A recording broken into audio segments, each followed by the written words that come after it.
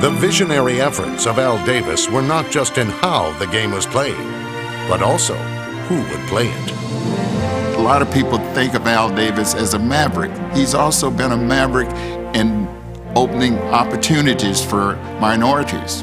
I'd say a trailblazer for justice as far as I'm concerned, because he had no color bearer. Coaches, players, over the years. I mean, this is not something new that he came to some political correctness in the late 90s. I think Al Davis opened the game up. I think he opened the game up for the African-American athlete. I think he's a pioneer, and as far as I'm concerned, in terms of getting black players to play and letting them be as best they can be.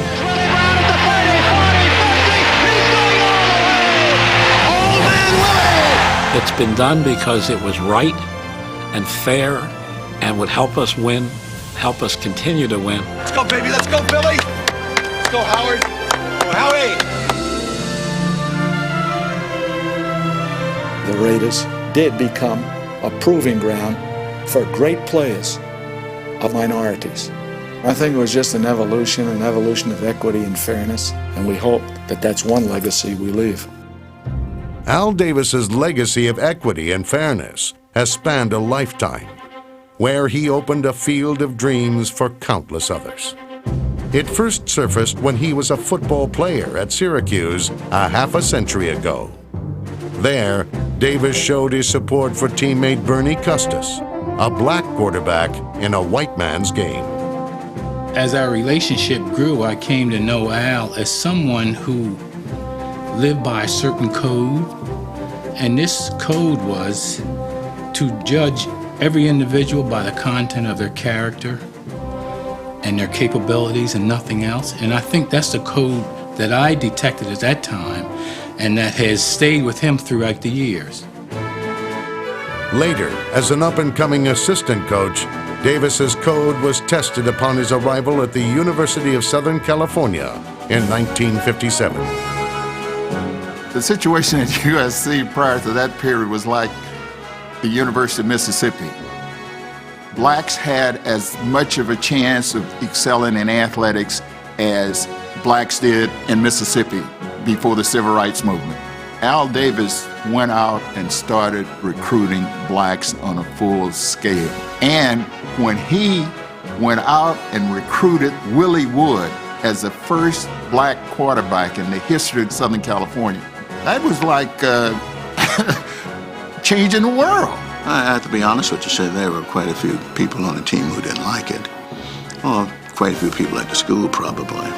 Willie was under a lot of pressure, but he had someone there like Al Davis who was supporting him every step of the way. Because there were times when I felt that I was going to leave Southern Cal, because I just couldn't put up with this stuff, And after talking with him, I said, well, I'll hang in here for a little longer and see whether or not things will change. Things did change. The team began to win again.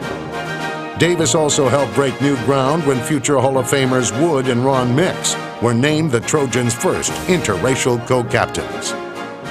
Al Davis called me into his office and said, Ron, I don't know if you appreciate what has happened, but it's really kind of very important. He says, I believe there's going to be some major social changes going on in this country and in the way people view each other and get along. And I think one of the important factors that's going to be fostering better relations is athletics. And he was prophetic about that. And thinking back, he really did have a sense of history.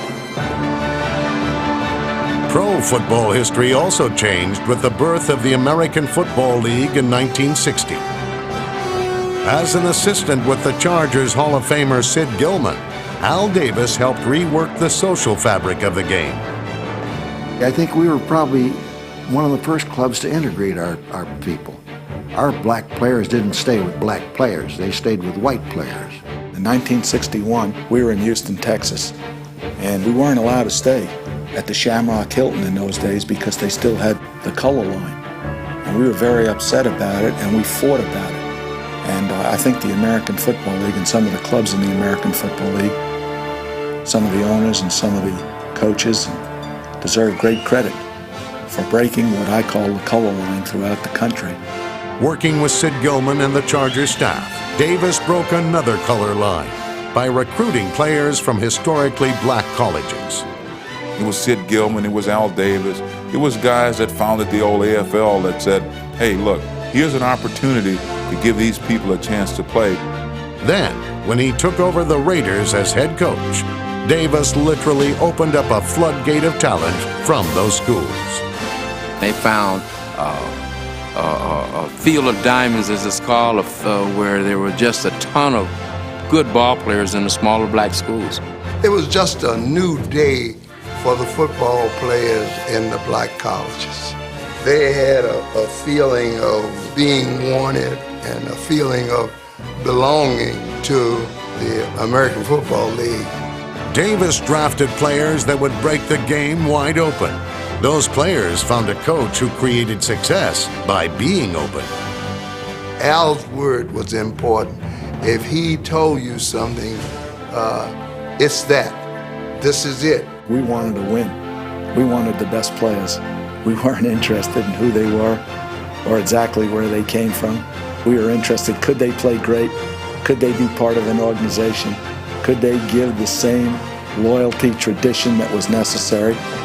It's hard to think that Al was doing it primarily to give black guys, an opportunity. I feel like that he was looking to give a guy an opportunity whether he was black or white. Respect for players of all backgrounds opened up opportunities at all positions. In 1968, Al Davis used the Raiders' #1 pick to draft quarterback Eldridge Dickey from Tennessee State, a historically black school. Looking back now, gosh, that was a huge step for Al Davis. There was so much against him for that, They had tapped and got tackles and receivers, but here you're talking about a position where it has been orientated that this, quote, black man cannot lead. I could see what he was seeing. I could see him seeing beyond complexion. Al was saying, let it go. You're stifling the growth of a game. Another myth that Davis and the Raiders exploded was that blacks couldn't succeed as offensive linemen. Both tackle Art Shell and guard Gene Upshaw played their way into the Hall of Fame.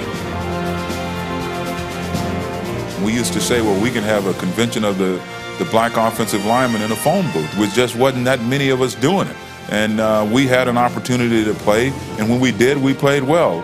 You never once felt on the Raider football team that there was a racial issue involved in any extent. Al Davis would not tolerate it.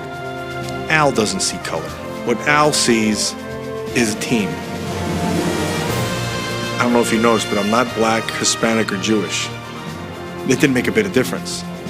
When I showed up with the Raiders, what he saw was a guy who could play the middle. So you became his player. For 25 years, Davis relied on the trusted excellence of Ron Wolf to help assure opportunities for players to succeed in the organization.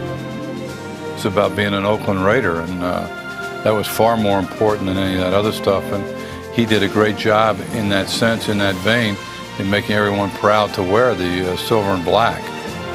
Ultimately, the legendary level of greatness of the Raider organization started with a simple approach to dealing with people.